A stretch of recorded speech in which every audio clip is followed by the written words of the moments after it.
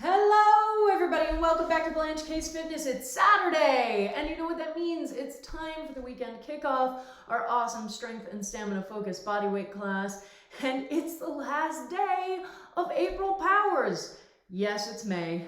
Don't at me. This was the only way to make this month work. And honestly, I'm impressed that it worked out this well. You know, not everything is going to be as beautifully timed as Rocktober was last year. But hello, welcome. Holy crap! How have we made it to May?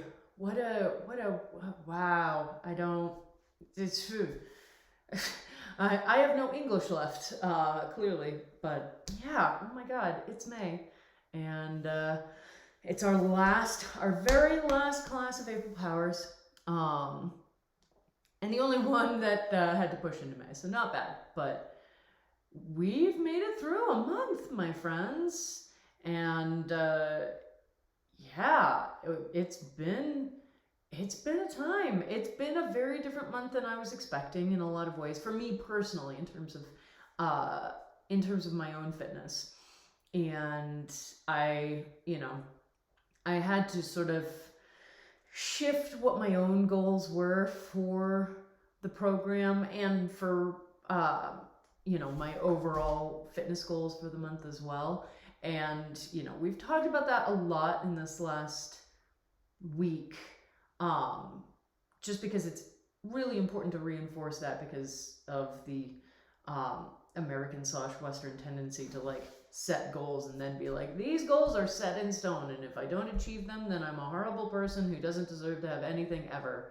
And we don't want to do that. That doesn't seem like a good way to approach any of this. So I'm really pleased with where I am and what I've discovered over the last month. And a big part of it was just reinforcing to myself in a very real way that I have not been building enough rest into my overall fitness structure, which is an interesting thing to discover in a month that's supposed to be focused on ramping up the intensity of your exercise, to instead be like, what I've discovered is that I need to be more deliberate about my rest. And we talked about that a couple of weeks ago, and I am still planning to do a big rest week, not next week, not this coming week, but the week after it.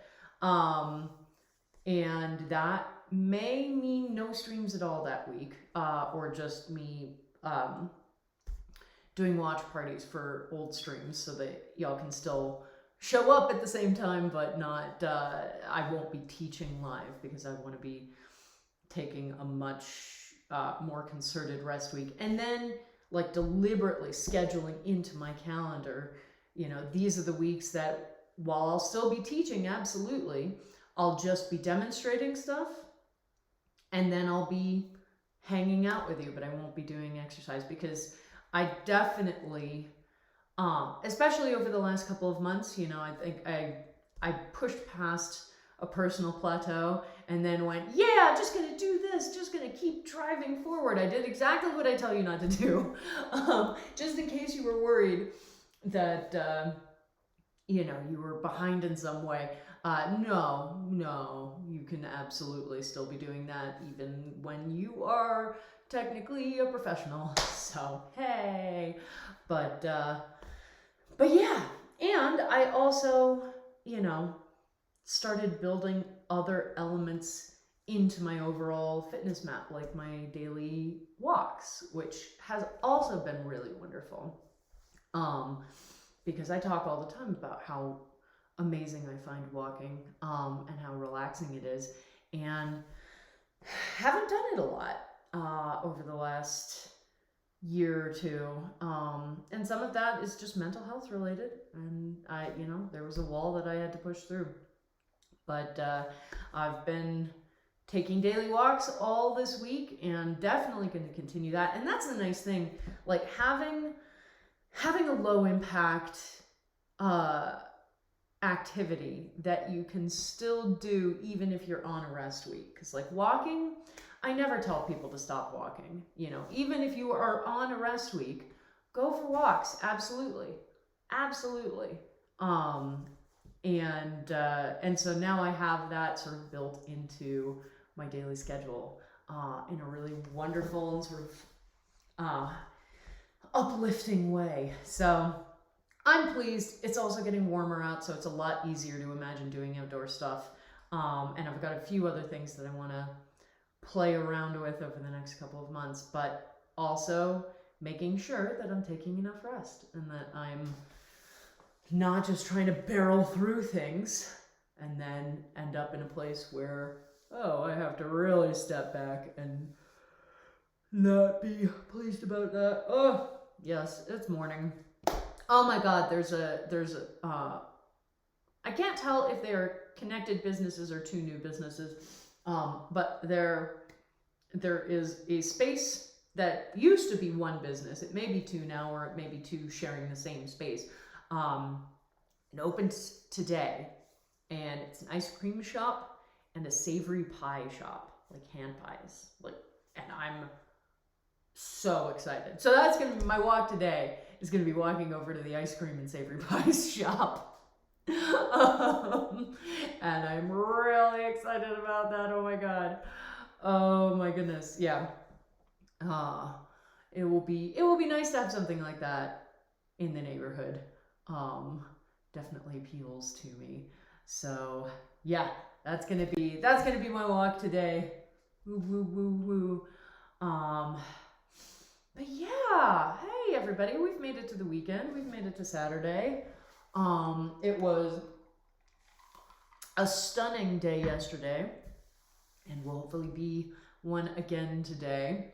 And here we are at the end of April Powers. So I hope that you're feeling really proud of yourself, you know, and obviously today's class is going to be our summit for weekend kickoff. So this is going to be the most intense class. And then, as I've mentioned a few times, next week, we are going to redo all the programs, but we're going to go back to the week 1 version so that you can have that comparison point between what you made it to in week 4 and how all of that work over the last month has impacted how you feel on the week 1 version of everything. So, you know, because the week 1 version is going to be just like, oh my God, all the intervals are so short and I have all this rest time and oh, it's beautiful. So I'm really excited for this coming week. But today, before we get there, we have to finish out the ramp up. And so this is our last class to do that. And I'm really excited. Oh my goodness. Lots of pyramids. We are going to be down to our shortest amount of time to finish the pyramids that I've ever given you. And I'm a little scared, but also confident that we can do this. And you know what? The whole goal is to challenge ourselves a little bit. And that's what we're going to do. Yeah. Oh my goodness. All right. Oh. Let's get the show on the road, my friends. Let's do our pre-class checklist. So you've got your water in whatever wonderful vessel you're drinking from. Try not to hit your teeth against the rim of the thing. You got your comfy clothes, whatever that means to you. You've got your mat or mat-sized space on the floor. And if you use a fitness wearable, now is the time to turn them on to our high intensity interval training setting and get them going and get our warm up going and just quick breath. We're here. We're awesome. We're gonna crush week 4 of April Powers for weekend kickoff, and then hopefully you're gonna go get some ice cream somewhere or something. Some sort of like springy, summery treat.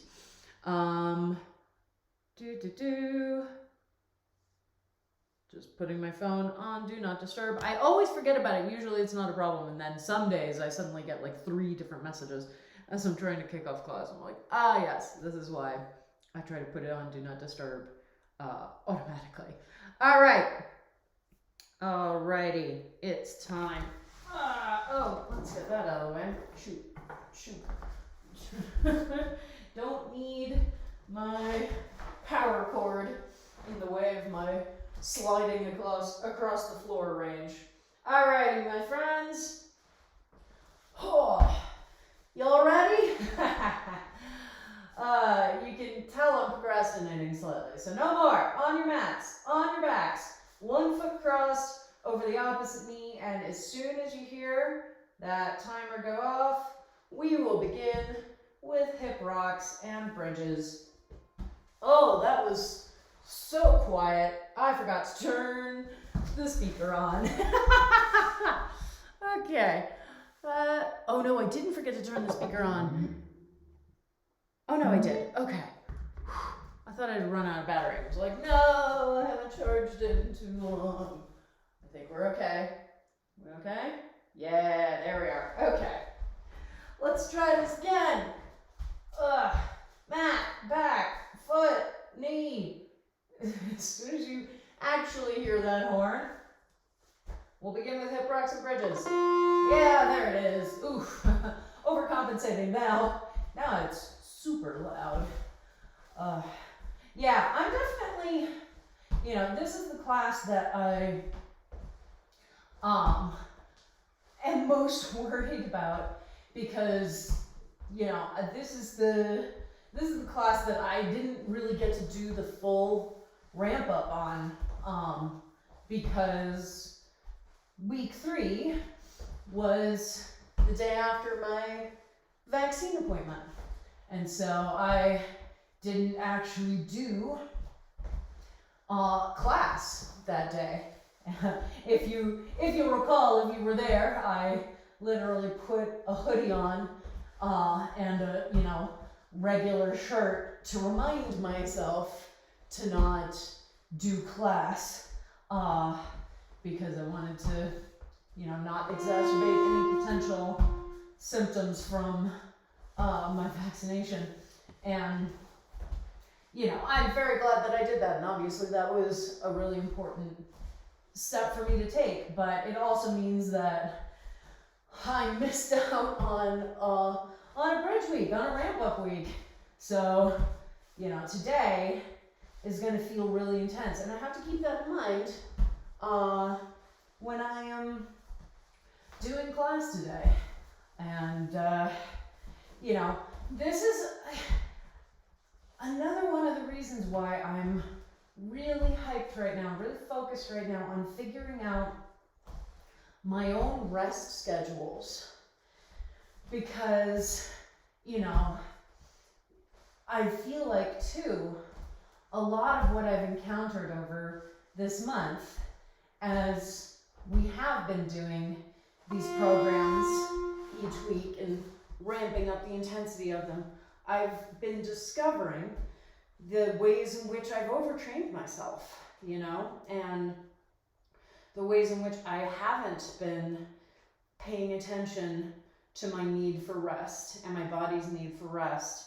And, again, I talk about it a lot, and it's because it's so important, and we are really bad at allowing it for ourselves. And by we, I mean everyone. I mean fitness professionals who are out here, just expecting people to just go permanently, to individuals who, grew up in a society that teaches us that rest is not an acceptable use of your time or not valuable, which is total bullshit.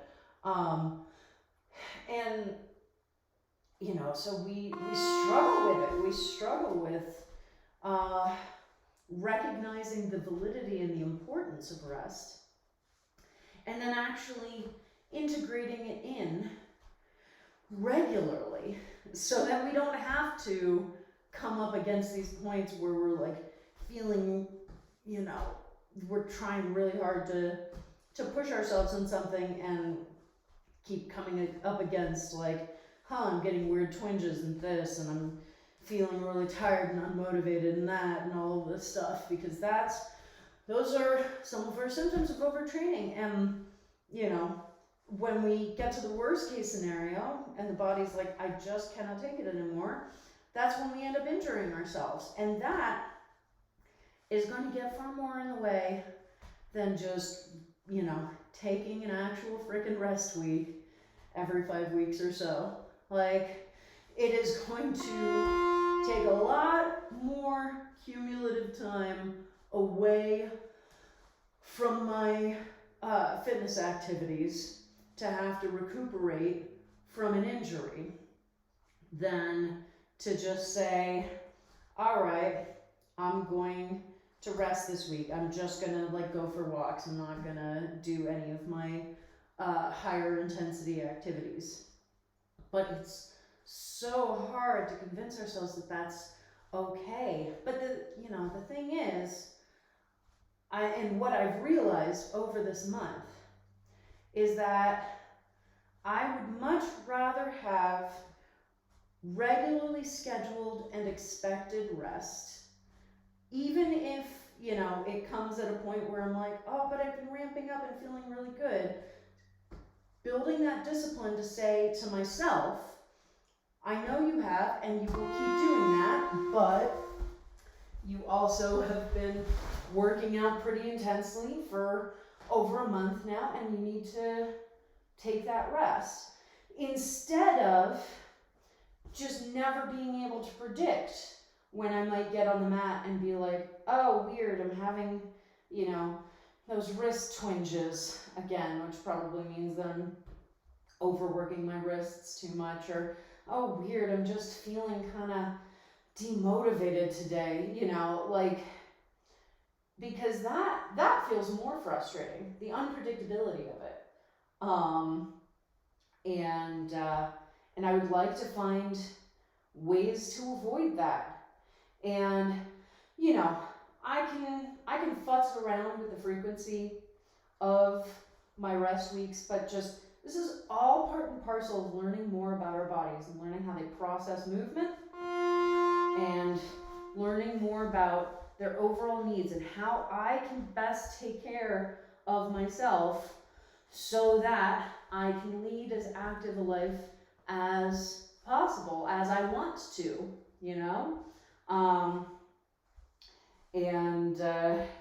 Yeah, even for me, and I know I talk a big game, and I talk about it because it's important, but I also want to be clear that I recognize that it's not as simple as just being like, yeah, just take a fucking rest week. What's the matter with you? There are so many other things at play.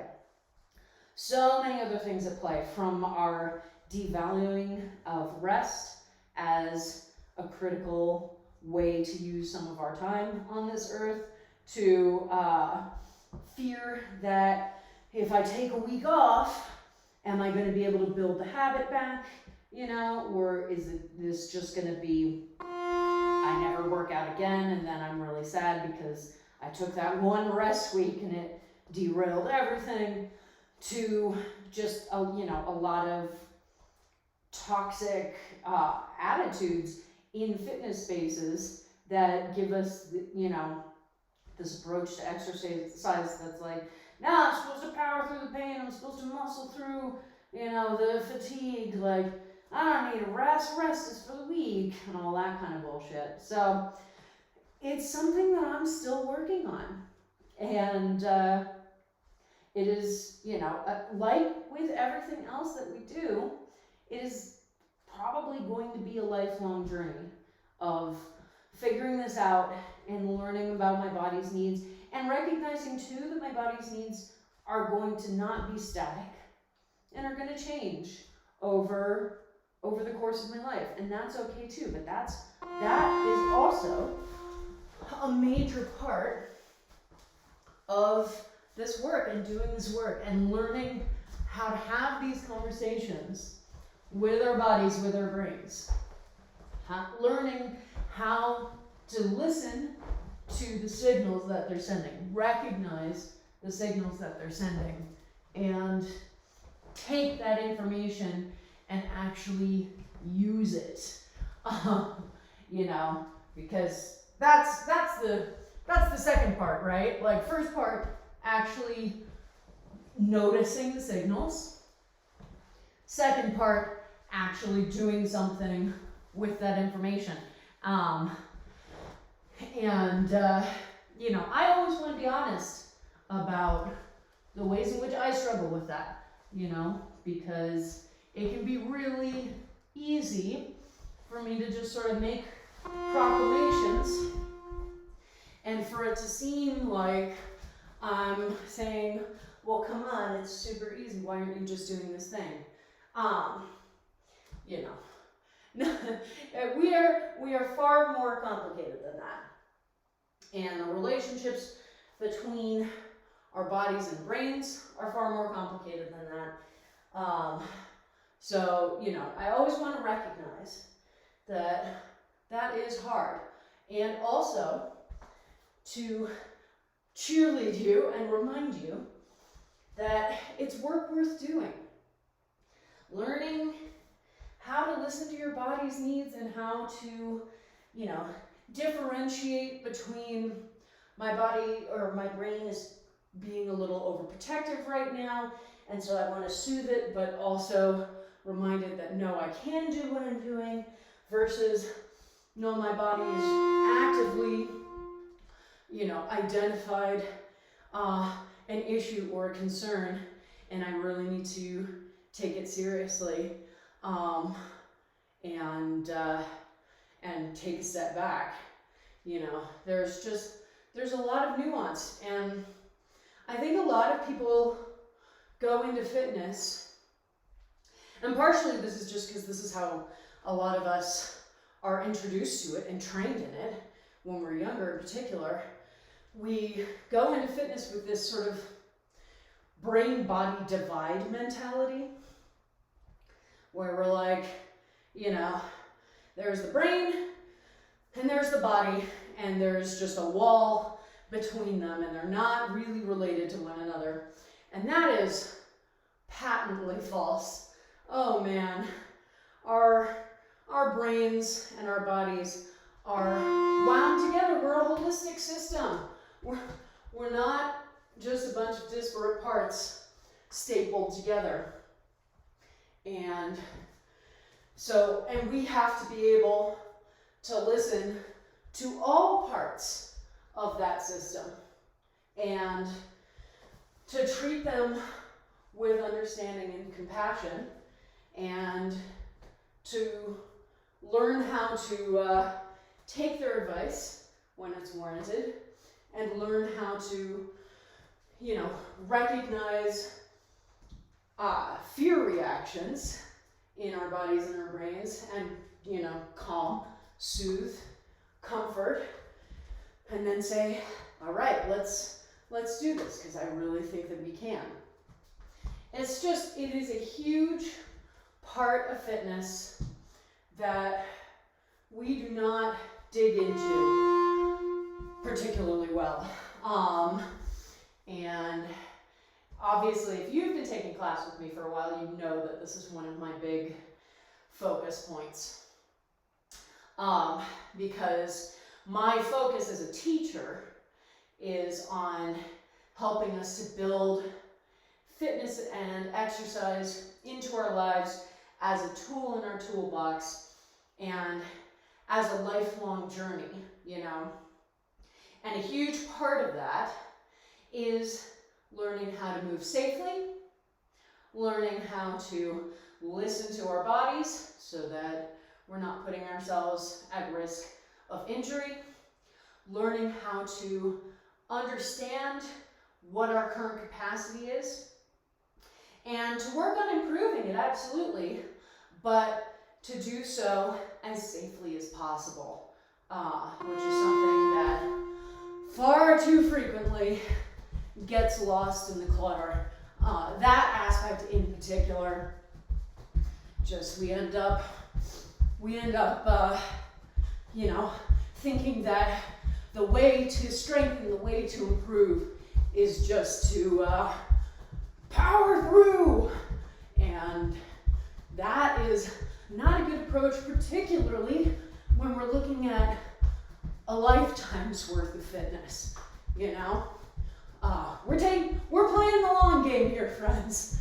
We're taking the long view, and we're doing that deliberately because we want to build a foundation that we can continue to build on for the rest of our lives so that we can still be doing this class in our 60s and we can still be, you know, climbing those 14ers in our 80s and all that stuff. That is all achievable goals. Those are absolutely achievable goals. And it starts with building that safe and strong foundation. So, yes. Everybody, I want you to keep that always in mind. That we're not just, you know, here on this one day working out. We are setting up a path for ourselves to follow. And we want to make sure it's a good one. Oh man. Yep. Even though it is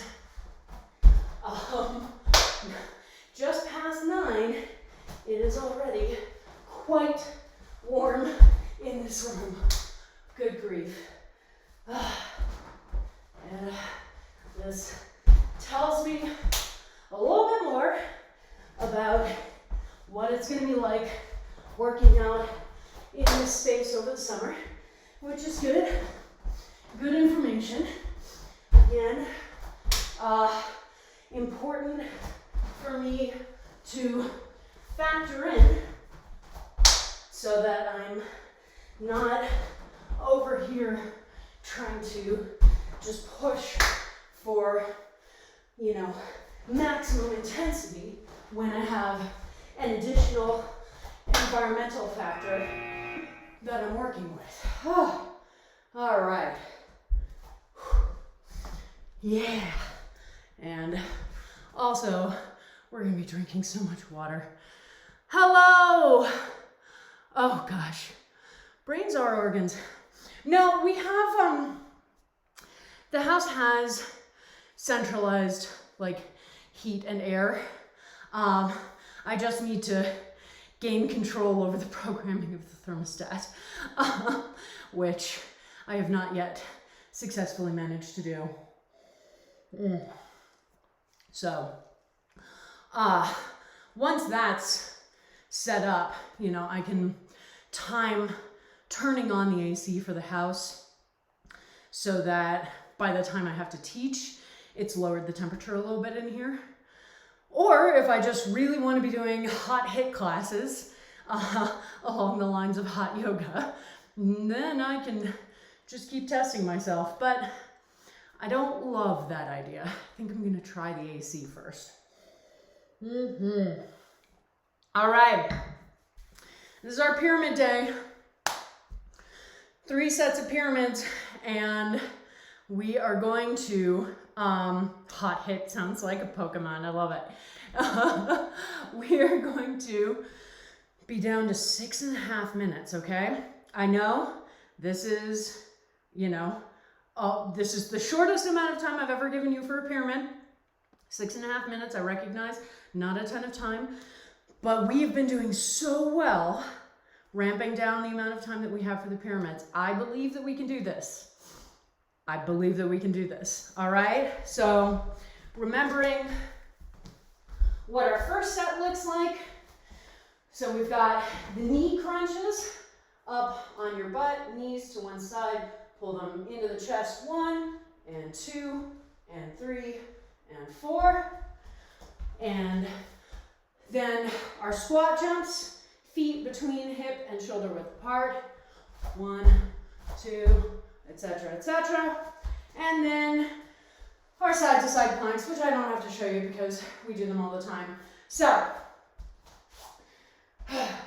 21 reps, 15 reps, 10 reps, or for the knee crunches, 22, 16, 10, because you need to do evens. So, everybody, take a drink, take a deep breath, get on your mat.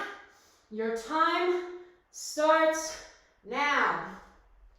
All right, and remembering too that if you need to turn down the volume while you're doing this so that you're not listening to me talk the whole time, that is fine. I will wave my arms when we come to the end of the 6 minutes. Okay? Oh, but yeah, we don't have nearly as much time, so we need to make sure that we are moving more quickly from exercise to exercise, particularly when we get to, say, side planks, side-to-side planks, where it's a bigger movement, and so we need to make sure that we are not necessarily rushing, but paying attention to how much time it's taking, okay? And not necessarily taking as much rest time in between each exercise. Side-to-side planks are also an exercise where we do 22, 16, 10, okay? Because they also go side to side. All right, here we go. Second set, remembering that it's the obliques that are powering the crunch, the pulling in of the knees. It's this muscle right here. You should feel it contract really significantly. And if you're not feeling that, then you may be compensating with the wrong muscle groups. Okay, so keep that in mind, and always check in on what muscle groups you're using. Woo! All right. Yeah. And our side-to-side planks are interesting because they're not necessarily an exercise that I want you to race from side to side on, because we're worried about the stability in our shoulders. But I do want you to make sure that you're not dawdling, because you know that you don't have as much overall time to finish everything. So finding that line is important. And we have just over a minute and a half left. Minute and a half, 2.5 minutes. I can count 2.5 minutes. Oh, we're golden. We're so good. We've got this, my friend. We have absolutely got this in the bag. Whew. Yeah. And let me tell you, getting to the 10s is so nice. It's just such a relief to be like, oh, there's only 10 of these, and that is gonna be fine. Yeah. Okay. Checking in on your form though.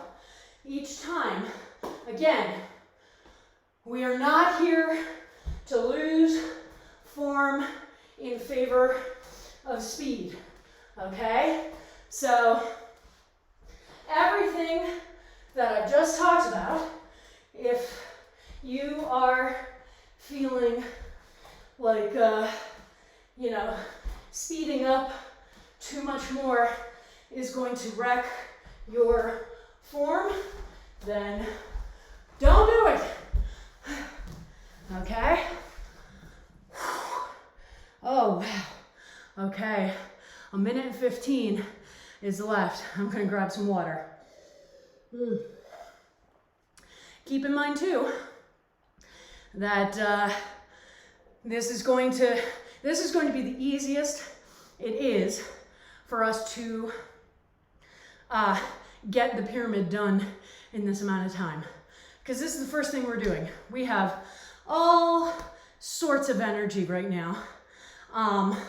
As we go farther into class, it's gonna get a little more intensive, and you may butt up against the end of that timer a little closer. If this is the easiest, I am in trouble. Well, there are a lot of factors that go into whether it's easy or not, including how you feel at the exercises themselves. So, you know, no need to panic. And look at you, you got done well inside the timer. 29, 6.5 minutes are done. Whew, wave the arms. Holy crap, 6.5 minutes. Good job, everybody. Wow. All right. Dang. Okay. That was Pyramid 1. Pyramid 1 is in the bag, my friends. Pyramid 2 is coming after a quick perpetual motion interlude. So we're doing our perpetual motion set, 1 minute intervals. Okay, so, and we've got the 2 exercises. We're just going back and forth between them. And first exercise is our alternating one-legged plank. So we take that wide position, turn the feet out, but pay attention to being able to keep your knee safely over the foot the whole time. Then pushing up and down to the other side. And then our other exercise is our front plank from the elbows. So shoulders directly over elbows and just hanging out. Hanging out. Oh, get some more water. You have a little bit of time in this rest. Yeah, so 1 minute intervals and it's perpetual motion. So we have to be able to move the whole time, okay? So everybody, let me just fix this timer. Everybody on your mats. And as soon as you hear that horn, we're gonna start with our one-legged squats, okay? Yeah, and yeah, how far you let the toes turn out is really important to pay attention to. So if I was just standing in this position, I can turn my feet out really far. But once I introduce going back and forth one leg at a time like this, I have to turn in a little bit so that I'm able to keep my knee going straight over the foot and not trying to cave in at all. Because again, we are always looking to avoid the cave-in. Okay? Whew. It is really warm in this room. Oh my goodness. And that's okay. I just have to keep reminding myself that I need to pay attention to that as a factor impacting my movement right now and impacting my ability to ramp up intensity versus recognizing the sort of automatic intensity added in by the heat and ramping down, you know, how hard I'm pushing for these exercises. And that's sort of, every time that we work out, that is a component of our analysis of how hard we're pushing ourselves, okay? So when I'm here working out, it's not only about just what are the exercises and how good I feel at them. It's also about how hot or cold is the room. It's also about when was the last time I worked out, and, you know, was I able to rebuild my energy fuel sources before coming to class today. It's about what's going on in the rest of my life. You know, how's my mental health feeling? How is my community's health feeling? All of these factors come into our fitness and our exercise, and should come into them, to be clear. I do not believe in telling people that they're just supposed to leave stuff at the door and you know, pretend it's not happening, because that's not how humans work, and that's not how life works. And honestly, it's not a particularly safe way to approach exercise. Okay? Just because you're like, all right, I'm going to leave this at the door, doesn't mean that you're not still being impacted by all of those other factors.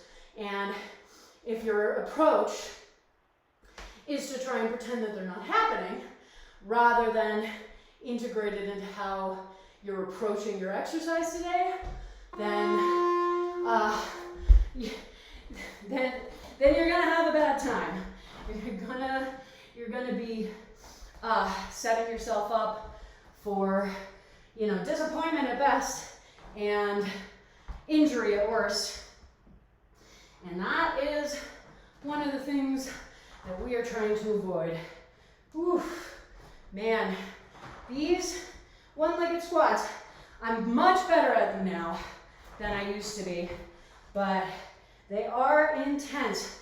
And the other thing that you may be dealing with, and I know I am, is just my legs, my feet move farther and farther apart each time. And part of that is when I come down to here, that heel moves out a little bit so that the leg can be totally straight. But then, so then when you stand back up, you're in that wider position. So sometimes you'll see me like scooting my legs back together, and that's totally fine.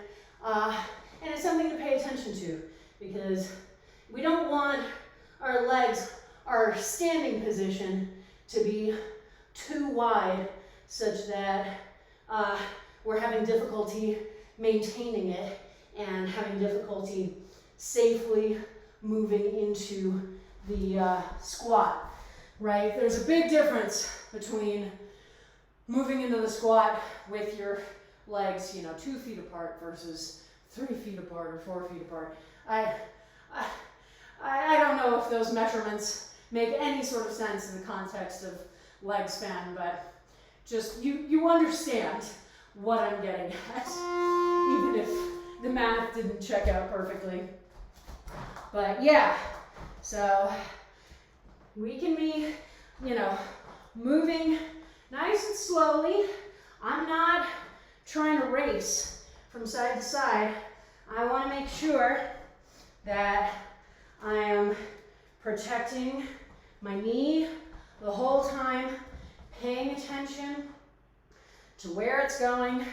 I've got my core engaged to help stabilize me and help stabilize the balance. So yes, as with basically everything, there is a core component to this. And I'm also trying to keep basically a flat back so that I'm not letting myself hunch over when I'm down here. I'm not trying to collapse down. I want that nice flat back. All right. Last plank, I believe. Woo! Yeah. Here we go. And just make sure that you're not pushing your butt up in the air. I have the benefit of having the webcam on, so I can look over and notice my own form stuff. But honestly, if you have a mirror that you can use, you know, like a full-length mirror you can take off of the wall and set up, you know, lengthwise, and then you can look in the mirror and say, okay, are my shoulders over my elbows? Is my butt, you know, out of the air, nicely in line with the rest of my body? And you can use that to improve your form. Mirrors are great. There's a reason why dance studios are filled with them. All right. Whew. Drinking plenty of water today, my friends. Okay? Plenty of water. All right. Yeah, wow. I'm already over halfway done with that. But I need it. Yeah, that is a good point. And because I am the one in my body, I can forget to pull that out. Thank you for pointing that out. Like the squats, oh God, working out with a mask. Let me know how that goes. Good luck. Pour some water out into your mouth. All right, so it's time for our next pyramid, my friends. 3 new exercises. Well, they're not new because we've done them every week for the last 4 weeks. We've got our flaming scarlets, we've got our push-ups, and we've got our TikToks. And, you know, I feel really confident that you all know these exercises because they've been staples of mine for a while. So as we head into round 2, just remember 6.5 overall minutes. It's going to feel harder because you're a little more fatigued now than you were in that first pyramid.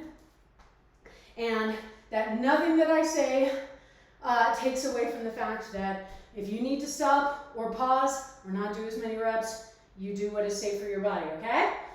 All right, so starting with flaming scarlets, then push-ups, then TikToks. Not 2 minutes, 6.5 minutes starts now. And the nice thing with our flaming scarlets is we're not trying to count every time a knee goes up. We're counting both sides as 1 rep. So you can do the 21-6 or 21-15-10 with these and the push-ups, and then TikToks. You have to add that additional rep in. All right. Yeah, here we are in our second pyramid. And how are you feeling? You know, how are you feeling in terms of fatigue, in terms of muscle strength, and in terms of form right off the bat, you know? Because that is another thing that ties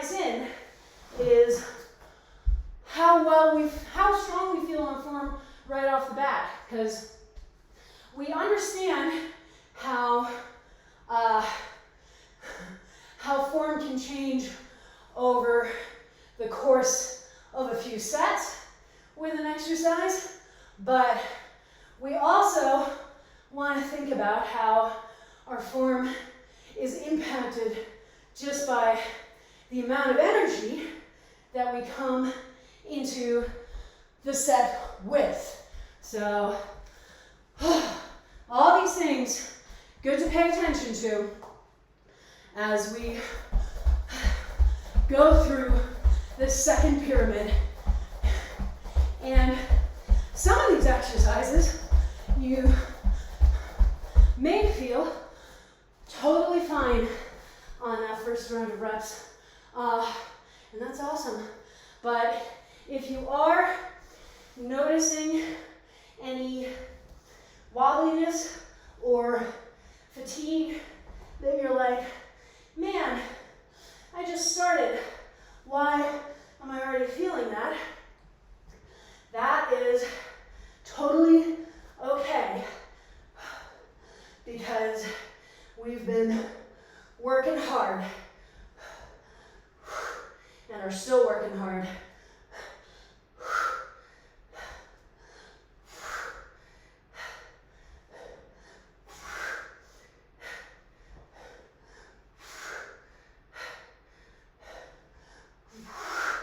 Oh, push-ups.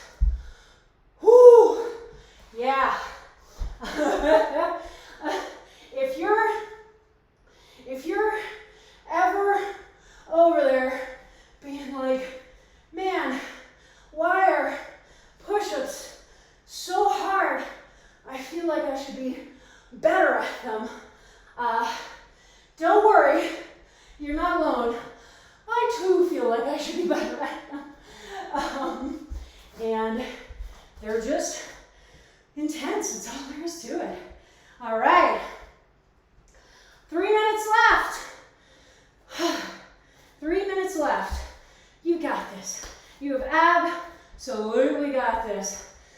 And remember, if you finish early, then you get to take so much rest time, which is awesome.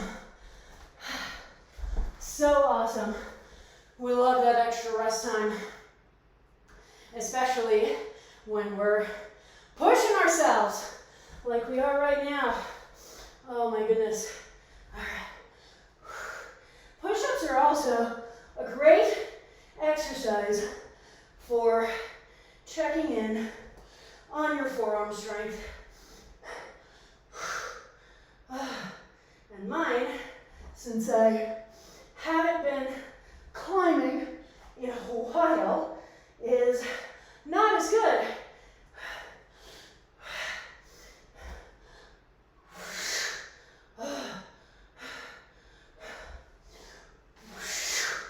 Holy crap.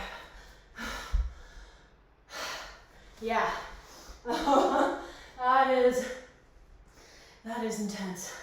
Push-ups are great. Like, hard and intense, but I love them because they are such a classic body weight exercise, and they're so hard. And I love that because, like, we're not using anything but our body weight there, and it is, oh man. Yeah, even though they're really hard for me, I still love doing them. See, I told you that it would depend on a multitude of factors. I always worry about this one because I know the push-ups are harder for me. All right, about 30 seconds left. 30 seconds to finish up. And if you need to keep going, we do have our 2-minute rest afterwards, so just keep in mind that you won't have as much end rest. But you do what you need to do, my friend. Man, this is, I'm already sweating a lot, and it is not even 10. Welcome back to spring, almost summer. All right, 5 seconds left.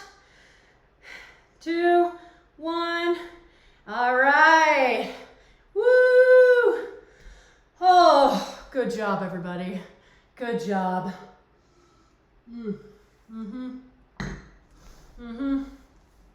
Okay. Wow. All right. Excuse me. Oh my goodness. Look, sometimes stuff happens. All right. We've got, yeah, well, that's fair. That wasn't even one of my good ones, but I don't think that my Twitch stream needs the full power of my burping prowess. So back to perpetual motion, back to 1 minute sets, and you know what those exercises are. Oh man, we're trying to give our arms some time to recuperate. So it's time to really work our legs. So we've got our wall sits, and y'all know, I usually show it from the side, but you know, 90-degree angles. And then we've got our shrimps moving back and forth along the mat. I know that I am not demonstrating much this week, and it's because we are at the end of a month of programming, so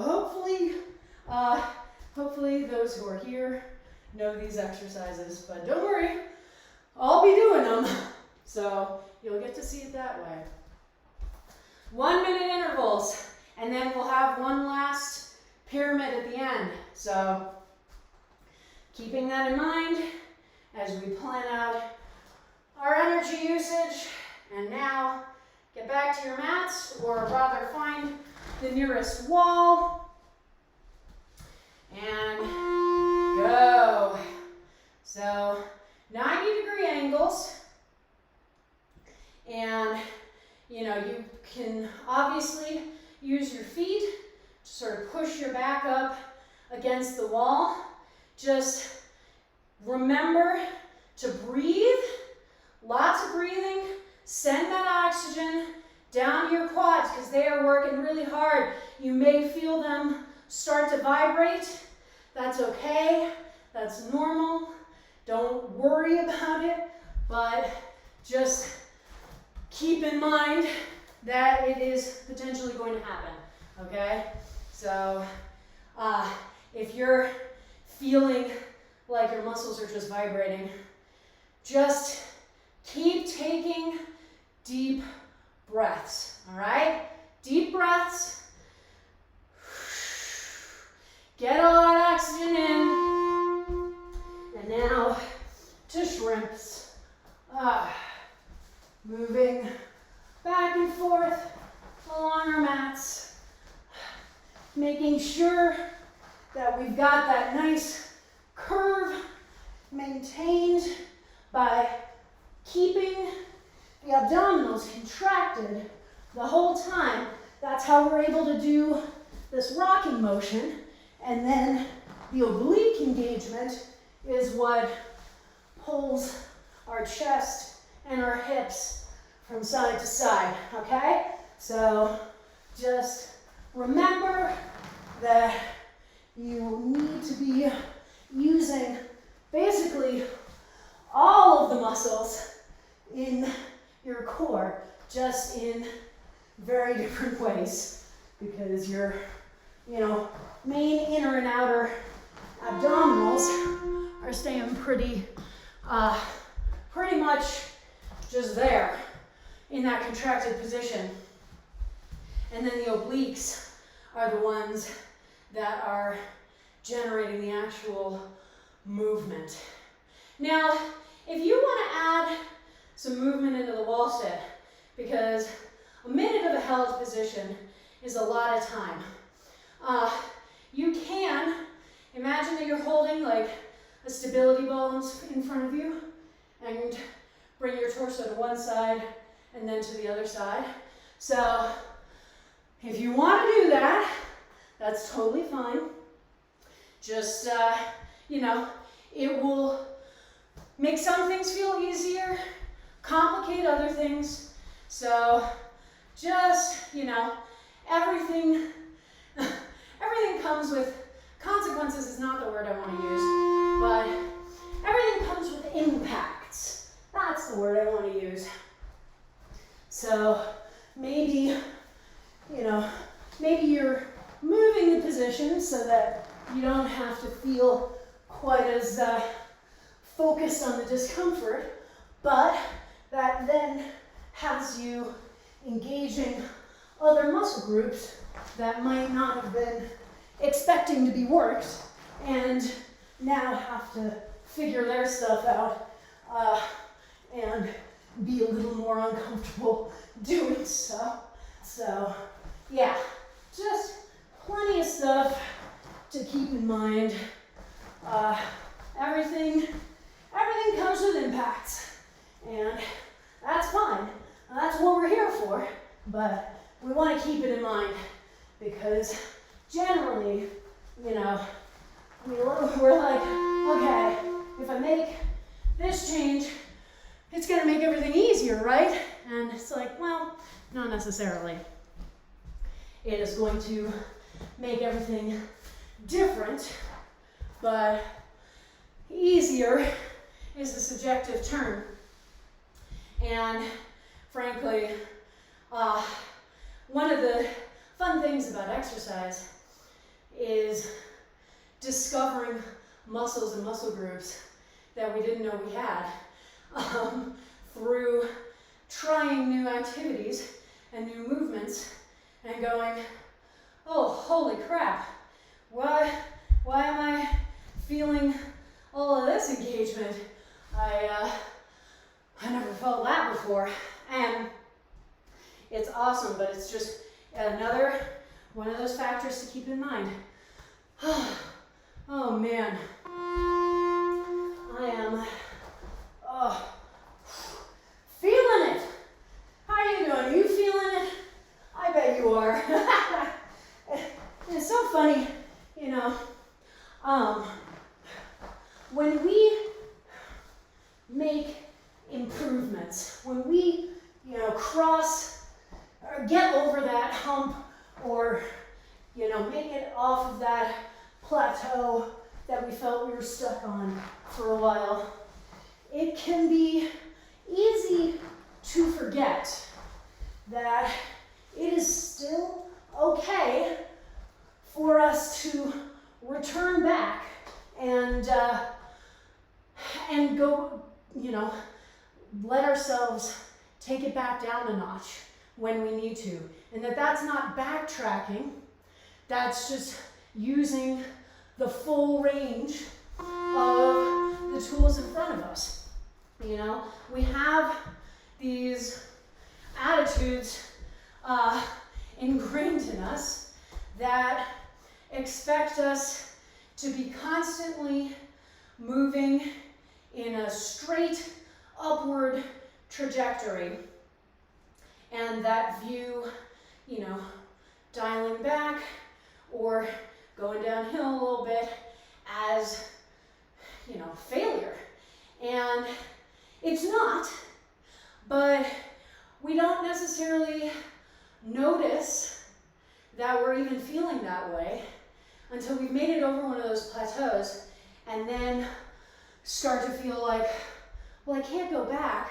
That would be, that would be taking a step back. That would mean I'm getting worse, which is ridiculous. But so I feel that right now because, within the last couple of months, I made a big improvement in my own fitness in being able to do the entire class, doing all of the sets and continuing to do the activity for the entire timer, rather than taking breaks in the middle of the timer or just taking entire timers off. And that was huge. And I'm really excited about that and proud of myself for that. And now I feel that pressure that I'm putting on myself to be like, well, once you pop that top, you can't ever go back to stopping in the middle of sets and taking a little time off. Like, I'm putting that pressure on myself now because I, moved past something that had felt like a plateau for me. And now I'm, I don't want to backtrack, but it's not backtracking. It's using the entire breadth of tools at my disposal based on what my needs are for a given day. And it is so easy to forget that, for all of us to forget that. Hey, oh my goodness, I'm so proud of you. Well done on the shrimps. I mean, the belch as well, but the shrimps is what I was responding to. Oh man, all right. We got one more pyramid. I can speak. Yeah. All right, one more pyramid. And it's a good one. I think it's a good one to end on. I am feeling my core today, my friends. Let me tell you. My core is feeling particularly intense right now. Like, that was the hardest time I've ever had doing shrimps. Shrimps are not usually that intense for me. All right, our last pyramid, our last 3 exercises, our last time doing this in 6.5 minutes. We've got our toe squats, we've got our triceps off of a chair, and we've got our classic ankle reaches. Oh, yeah. Wow, I didn't think I worked my core that hard yesterday in functional home fitness, but maybe I did. So, this is our last pyramid, my friends, and then we'll do some stretching at the end. So, everybody on your mats, get ready, psych yourselves up, because you can absolutely do this. 6.5 minutes starts now. All right. And I need to remind myself that I have to count.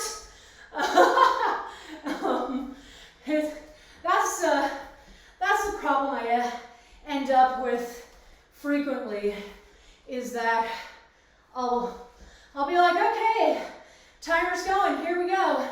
And I'll do the first few reps and then realize that I did not start with counting, and then be like, okay, where am I?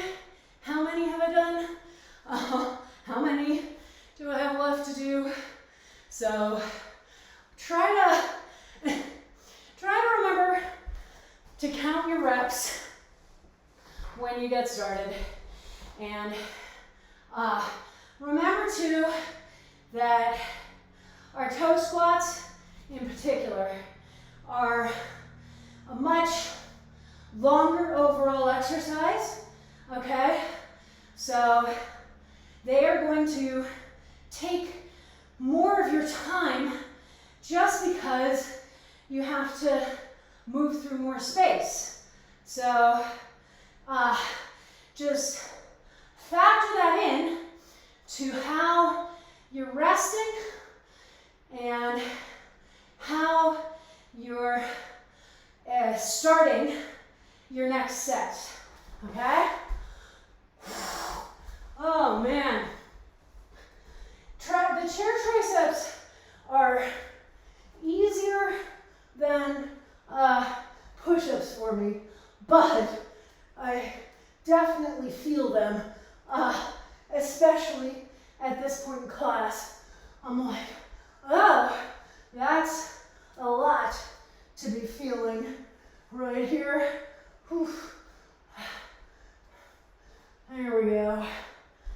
Counting. So much math. So much multitasking. We got this. We got this, fam. All right. And remembering that even if you're speeding up your reps on the toe squats from what you normally do, you still need to make sure that you are controlling the exercise the whole way, okay? So we're not bouncing at the bottom. We're not letting gravity take control. No matter how quickly we're doing that exercise, we are still fully in control the whole time, okay? So always keep that in mind while you're doing the toe squats, because it can be really easy as we start to do them faster to be like, oh, okay, well, gravity wants to help and I want to go faster, so this seems like a match made in heaven. And it's not, okay? You do need to control the movement, because otherwise you are putting really unhealthy pressures on your knees as you're bouncing around at the bottom of that position. All right, 2.5 minutes. Oh, we got this. We got this. And again, this is taking a little bit longer than my other sets, just because toe squats are a bigger movement than any of the other ones. So don't worry if you're like, usually I'm already to the sets of 10. I'm still in the 15s here. That is totally normal, because we're doing a bigger exercise. And it's one of the things that, I have had to pay more attention to as I'm designing pyramids, because it didn't necessarily occur to me previously. A minute 15, it didn't necessarily occur to me previously. And, but then when you start doing the pyramids, more intensively, particularly when you start ramping down the amount of time that you're giving yourself to complete them, that's when I started to go, oh, these longer ones just take more overall time. It's, a physiological fact. All right, just about 30 seconds left. And I'm betting that you, like me, are hopefully towards the end of your water bottle, or if you use a gallon jug like Amanda does, that you have made a significant dent. I believe it. I believe the mask is harder with this shorter time. Oh man, 36 minutes and 30 seconds is done. Pat yourself on the back. I'm gonna sit here and finish this water. So if you are still finishing up reps, totally fine. I will drink some water and just sort of look at myself and go, thank God I bought more shower soap, because I'm going to need a shower after this. Majorly. Oh my goodness.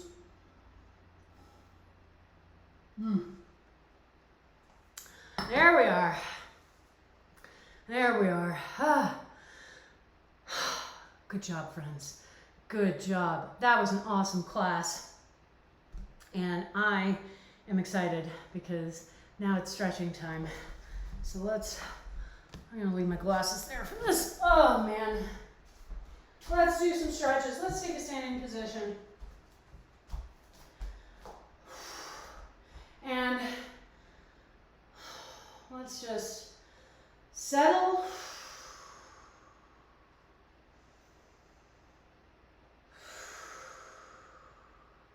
Couple of deep breaths. Start by letting your chin fall to your chest. Roll it to the side so that your ear is pointing down towards your shoulder. Then back through the center and to the other side. And let's just go back and forth, rolling our necks. I don't usually do a full circle anymore because it can be too easy to crunch our necks. All right, back to the center, up to a neutral position, then look to one side over one shoulder, and then to the other, and just go back and forth again. But yeah, you want to be careful when you're letting your head go backwards, because that can crunch down on your neck unpleasantly. So generally, I'm going to demonstrate this in a second. We can look up. So if I start with my chin and my chest, and then I want to come up here, we can look up, but I want to help protect my neck. I want to make sure that my eye line is always going ahead of me diagonally. So even if I'm looking up towards the ceiling, I'm not trying to look directly above my head because that's going to crunch down on my neck. So I'm going to see I'm still looking up, but I can feel the difference. I can feel the length that's still there because I'm keeping my eye line ahead of me rather than trying to look at the point directly above the crown of my head. So down and up, but just keeping that in mind so we're not crunching down on our necks. Just getting that mobility in. All right, and we're gonna do our roll down sequence because we haven't done this in a while. So we are in our nice firm standing position, feet about hip width apart. We're gonna start with our chin to chest, and then on an 8 count that I will call out, we will roll down, starting with the head, 1 vertebra at a time until we are folded over at the hips and our hands are on the floor or as close to it as they can get. All right, so here we go with me. 1, 2, 3, 4, 5, 6, 7, 8. And make sure that your knees are not locked. A little bit of a bend. I'm not bending the knees, but you can feel the difference. Test it out and feel the difference. We're trying to let our torso relax at the hips as much as possible to increase that stretch in the hamstrings. So you can also add a bit of a sway back and forth, and that can help to relax and get you a little deeper into the stretch. Now I want you to take your hands behind your ankles and just think about how this feels if I were to pull ever so slightly. I don't want you to do it yet, but I want you to keep that in mind, because what we're going to do is we're going to, again on an 8 count, squat all the way down for 4, come back to this position on a 4. We're going to do that twice, and at the end of the second one, I want you to have your hands behind your ankles and to try and pull your torso a little bit closer to your legs, all right? So here we go. Down 1, 2, 3, 4, and up. 5, 6, 7, 8. Again. 1, 2, 3, 4, and up. 5, 6, 7, 8. Hands behind the ankles. Shake that head out so that you're not clenching your neck muscles. Nice deep breaths. Every time you inhale, send that oxygen to the hamstrings because they're feeling things right now. And then take one hand, each of your hands to the opposite elbow. And we are letting gravity help us out a little bit. I'm adding a little bit of a sway in, and that plus gravity is helping to increase the stretch even more. Oh yeah. All right, release the hands to the floor. We're going to bend our knees. We're going to roll back up in an 8 count. And when you are in that standing position, just hold there. Here we go. 1, 2, 3, 4, 5, 6, 7, 8. Stand right there. Don't adjust your hair. Don't adjust your clothes. Don't move your feet or arms around. We're standing. We're feeling that added height in the spine. We're feeling rooted into the ground. We're feeling our blood moving back through our limbs. Nice deep breaths. Just feeling very present and very proud of our work in April Powers. All right. Shake out a little bit, and that is that. Oh, wowzer. Oh, yay, stretching indeed. Stretching is just, I'm really, like, honestly, starting to teach these streams has gotten me so much better at actually stretching at the end of my workouts, because I'm leading you in stretches, and by virtue of that, I am doing the stretches, and I really hadn't been doing a good job of that for a while, so I'm very pleased. And it is a really good thing to keep in mind, and especially when we're doing classes like this, we're doing really intensive HIIT classes, and we're getting to the end of class and our muscles are warm and they're stretchier because they've been working a lot, and it's the perfect time for these types of static stretches because our muscles are a little more pliable, so they are better able to stretch. Because again, when we activate our muscles, like when my brain sends a signal to my bicep and says, activate, what my muscle fibers hear is contract. That's what they want to do. They want to contract like that.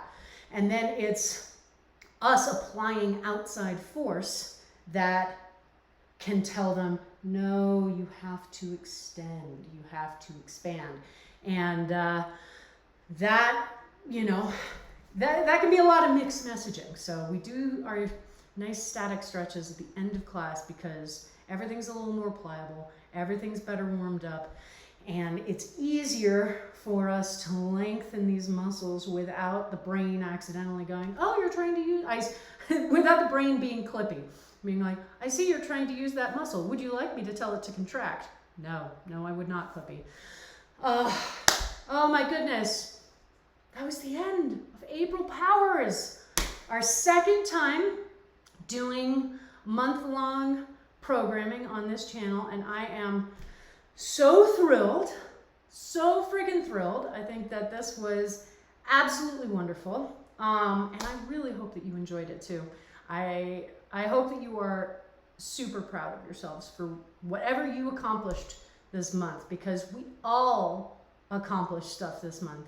And even if our goals changed, midway through or yesterday, we still accomplished so much, and you should be very, very proud of yourselves. And I know I'm proud of you. So thank you for coming with me on this journey. And remember that your treat at the end of April Powers is coming back to class this coming week and getting to do the week 1 version and go, oh man, this is so easy. We're gonna have a whole 8 minutes for those pyramids next week. It's going to be amazing. But you also now know that you can get them done in 6.5, And so now that's information in your pocket. That's information for you to use as you're, structuring things outside of class. And that's information for me to use. And, frankly, most of the time I will probably be more conservative in the amount of time that I give you, because we have a wide range of experience levels, and I want these classes to be as accessible as possible. And somebody whose first class was today was probably like 6.5 minutes. Are you kidding me? And that's fine. You know what? Because none of us get there overnight. This is the culmination of 5 years for me of, doing this type of exercise, and then moving into it more professionally, and then starting to do the streams and really ramping up my own fitness. Like, this is the culmination of a lot of work over the last 5 years. And I'm not in a rush, and you don't have to be in a rush either. Oh man, I am looking forward to the rest of the day. I'm looking forward to the ice cream I'm going to get at this new ice cream shop in town. Yes. My friends, this is the end of the week. This is the end of April Powers. This is the end of the broadcast week. So I will be back next week with our usual schedule, and we're going to be, for all of the classes, we're going to be going back to week 1 of the April Powers programming, just so that you have the opportunity to compare and contrast, which should be fun. So Tuesday at 5:45 p.m. Mountain Time is Perpetual Motion, the class where we never stop moving.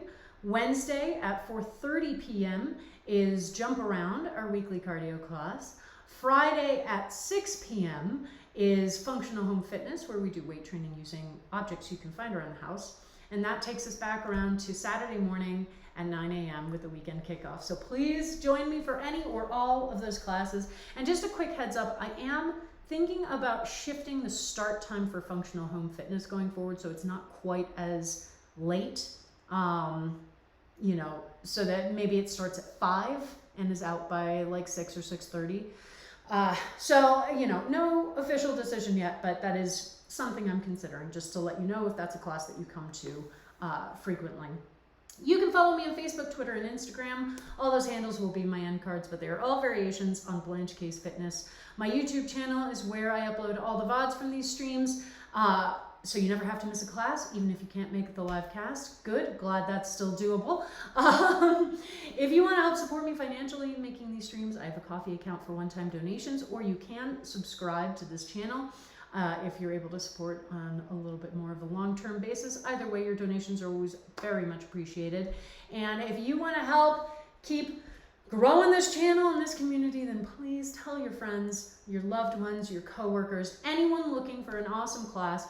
I stream 4 days a week. We have an amazing community here. We have a lot of fun working out, taking care of ourselves, supporting ourselves, so we can go out there and support and take care of and fight for our communities, and all of the wonderful, diverse humans who are in them. So, in the meantime, make sure to refill and start rehydrating yourself. Make sure to get some food, start replenishing those glycogen stores, take that celebratory post-workout shower, enjoy some time outside if it is as beautiful where you are as it is where I am.